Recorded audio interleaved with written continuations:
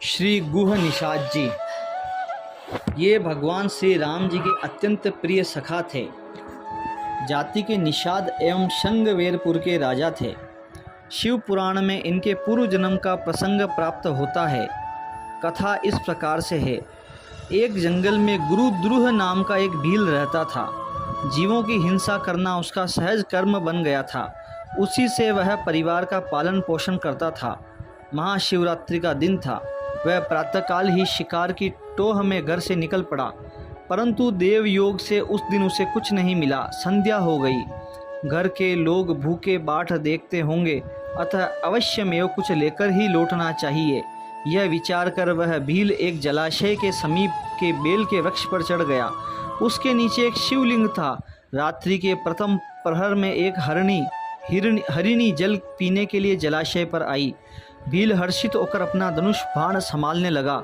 इसी में उसके शरीर के हिलने से कंधे पर लटकती हुई जल भरी तुम्बी से कुछ जल छलककर श्री शिवलिंग पर जा पड़ा तथा धनुष बाण के संचालन से भील पित्र भी टूटकर शिवलिंग पर जा पड़ा।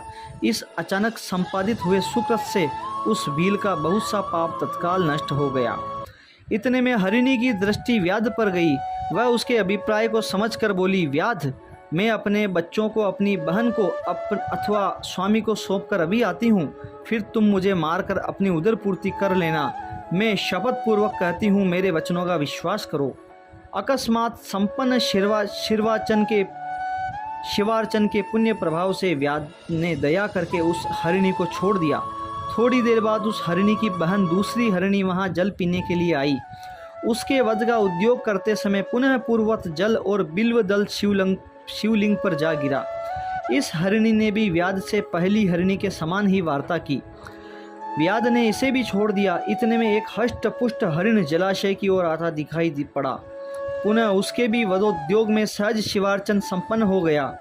वध का अभिप्राय समझकर हिरण ने भी यह निवेदन किया कि मैं अभी अभी अपने बच्चों को उनकी माता के हाथों सौंप कर आता हूँ। व्याध यद्यपि स्वयं बहुत भूखा था, परिवार के लोग अत्यंत क्षुधार्त होकर उसके आने की बाट देख रहे थे, परंतु श्री शिव जी की कृपा से उसके समस्त पाप नष्ट हो गए थे।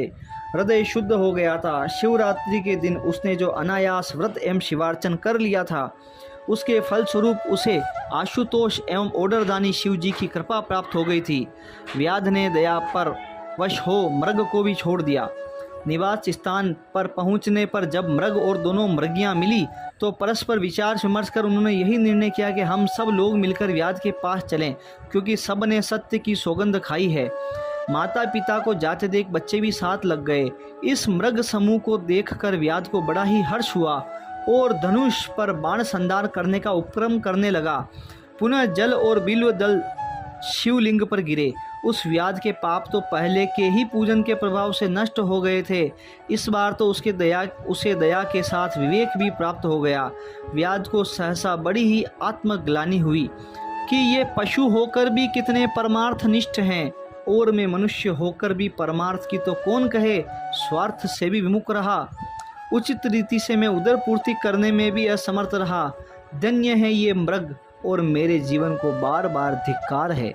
इस प्रकार ज्ञान संपन्न होने पर व्याध ने अपने बाणों को रोक लिया और कहा, श्रेष्ठ मृगों, तुम धन्य हो, तुम्हारा कल्याण हो, तुम जाओ। व्याध के ऐसा कहने पर भगवान शिव जी तत्काल प्रकट होकर अपने दिव्य स्वरूप का दर्शन कराया और प्रसन्न होकर सुदुर्लभा भक्ति का वरदान देकर बोले, व्याध, एक दिन निश्चय ही भगवान श्री राम तुम्हारे घर आएंगे और तुम्हारे साथ मित्रता करेंगे। वे मृग भी शिव जी का दर्शन कर दिव्य रूप धारण कर दिव्य शिवलोक को चले गए, और वह भील भी कालांतर में शंगवेरपुर का राजा निषाद राजगुह हुआ, जिसकी श्री राम जी में अविचल प्रीति थी। तभी तो कहा गया है, शिव सेवा कर फल सुत सोई, अबिरल भगति राम पद होई। जय श्री राम, जय श्री राम।